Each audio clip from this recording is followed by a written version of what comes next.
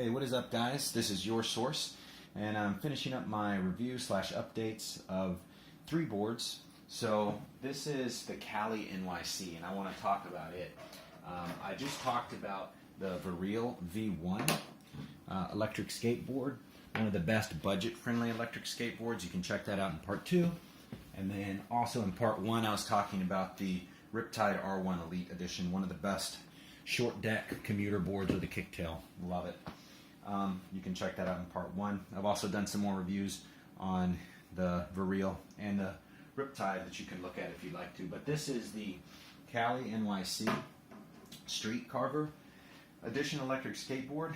This is made by Kalynyc, which is really just one guy. His name's Ernesto. He's located in the Bronx in New York City. Let's talk about this board for a little bit. And I will just tell you from the start that this is not a beginner's board, because it is so powerful. It's an absolute monster. It's got the AT wheel setup. This board also comes with 100mm NBS urethane wheels if you wanted to switch to that. However, the really nice thing about these wheels is you basically can roll over just about whatever you want. You know, in the city, in New York City, I rode this over there and it'll just destroy anything.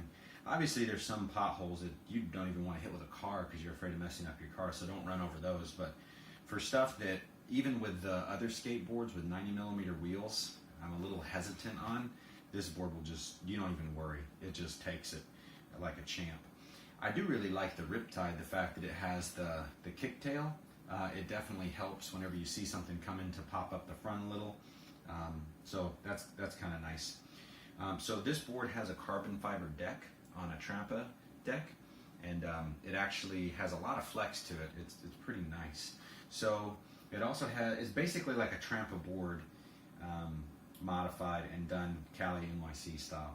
So you can see right here, it has a spark key. So if I just turn it up here, if I take this out, then you can't turn on the board. This is basically how you complete the circuit and turn the board on. So you just pop this in, and then if you just turn the remote on, then the board is on and it's good to go. And I just wanted to show you too the remote that comes with this. This is the Viril V1 remote, and the Riptide remote is basically identical. And this is the Kalynyc remote. So if I hold them side to side, or one underneath the other one, you can see that the Kali is a little bit larger, but it's basically the same style. So the way this remote works, same deal, forward and reverse, or not reverse, but forward for throttle, back for brake. It does have a reverse button. It has 2 speed modes, whereas these have 3 speed modes, but the lowest mode I would never use. In fact, on these boards, I mostly ride in high mode unless I'm around traffic, and then I might hit the medium mode because it's not as jerky to start. This has a really fast mode, which is the normal mode, I guess, and then absolute insanity that will definitely throw you off the board if you don't know what you're doing. Even the regular mode, you can definitely get thrown off the board if you don't know what you're doing. It is so powerful. I believe these are the 6355 motors.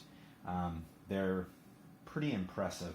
After riding some other boards like the Viril and the R1, they're just a completely different class. Like I said, these other boards, they're awesome in their own right. If you want something that is just like, you know, a real monster that can take on hills and go the range, this board can do it. But it's not cheap. So this is a used one. It is about a year old, and if you try to get one made new, you're probably going to be out at least $2 grand, probably well over $2 grand. But you know, really nice electric skateboards do cost money. So if you want one that is an animal, then this is I recommend it as a good option. And Ernesto is a super nice guy. He has pretty good customer service.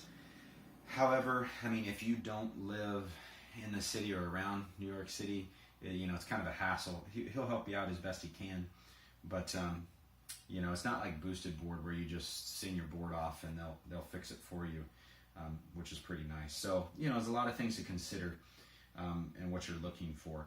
I just want to talk about a little bit though this board a little bit closer. I'm going to bring it up a little bit closer here. I'm going to have a seat here. But before I do that, actually, I want to talk about the fact that, yeah, it's a pretty heavy board. Obviously, it's going to weigh more. You can see under here the enclosure. It's a custom enclosure. It looks like it's one piece. It's actually split into 4. That way it doesn't crack when you flex, but it does a really nice job. And I really like it, and I think it looks fairly clean for, you know, a guy who makes these. But, you know, somebody makes all boards, so, you know, they're all assembled somehow. But, you know, it's not necessarily the most refined look, at least not this one. Like I said, this one's a little bit older. It's like at least a year old, so I'm sure he's only gotten even better in his board making capability. But overall, it's pretty nice. And I like it because it just feels like a tank. These trucks are incredible. I mean, they're so beefy. The motors, I just want to show you there, they're huge compared to the Riptide that also is a belt drive motor. So yeah, it's an awesome board. And I'm going to show you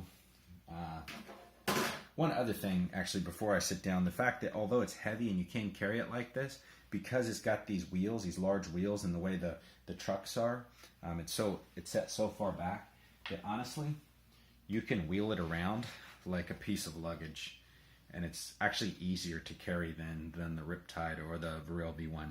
But if you actually have to pick it up, obviously the lighter board is going to be easier. So let's talk about this a little bit more. This Kalynyc. I just wanted to show you the way the remote works. It's just got this little switch on the bottom, much like the others, and you just turn it on. And there it is. It's paired when it's all green, and it's in the lower mode.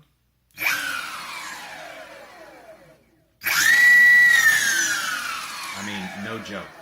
This thing is awesome. High mode. It's pretty incredible. One thing that I really like about this belt drive too is, and a lot of guys will tell you too, if they have a belt drive, some people don't like the sound of it. To me, I feel like it's a non-issue, the sound, and I just want you to hear the throttle whenever you're just kind of babying it a little bit.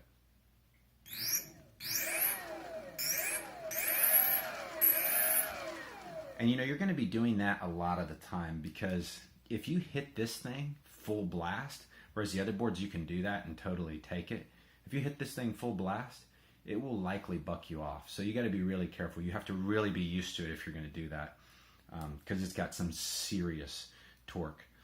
And I think that the sound that it makes when you're just kind of babying it sounds super cool. Like when you're riding it and it's actually under load, and belt drive boards sound different when you're actually riding than just, you know, gunning it when there's no load on the engine or on the motor. It sounds like, it reminds me of like a turbo on a car. It sounds really cool. So yeah, I really like it.